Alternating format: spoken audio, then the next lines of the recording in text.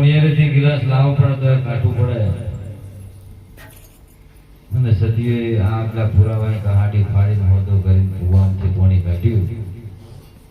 હવે આ કુવો કોઠો જોઈ લેવાનો, સતીએ જોઈ લેવાની, સદગુરુએ બતાવી દીધી.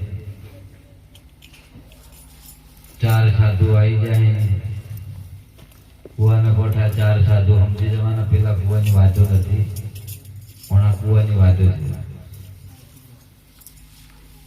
સદગુરુ મહારાજ આપણને શોન કરી સમજાવી દીધું ઉપદેશમાં.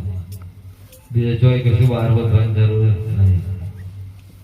કબીર સાહેબ એના પુરાવા લઈ કબીર કબીર ક્યાં કરે ખોજ આપ શરીર પાંચ ઇન્દ્રિય વશ કરે તો પોતે ઉદાસ કબીર. એ જ જ્ઞાન સદગુરુ મહારાજે આપણને ઘેર બેઠા સંતના સંતપણા નથી મળતા મફતમાં, નથી એના મોલ ચૂકવવા પડતા. આવું સદગુરુએ જ્ઞાન આપ્યું છે. મફતમાં નથી મળતું અને નથી મોલ ચૂકવવા પડતું. આપણે કર્યું છે.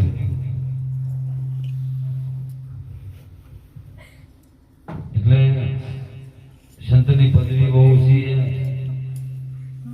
ખોતાને ઊંચી મીડીમાં સંતની માલી ના ગણે હોય. એટલે જે મળ્યું હોય જોતે મળ્યું નથી અહીં કાઢતા નહીં, ટઠ્ઠામાં ના કરતા, મુશ્કેલી ના કરતા. અને વિચારો તો જ આ જ્ઞાનની પ્રાપ્તિ થાય. હોપડીને જતા જઈએ વિચારીને તો કશું વધુ કહે. હવે આપણે બીજા મહાપુરુષ ના લે એમનું થોડું હોપડી.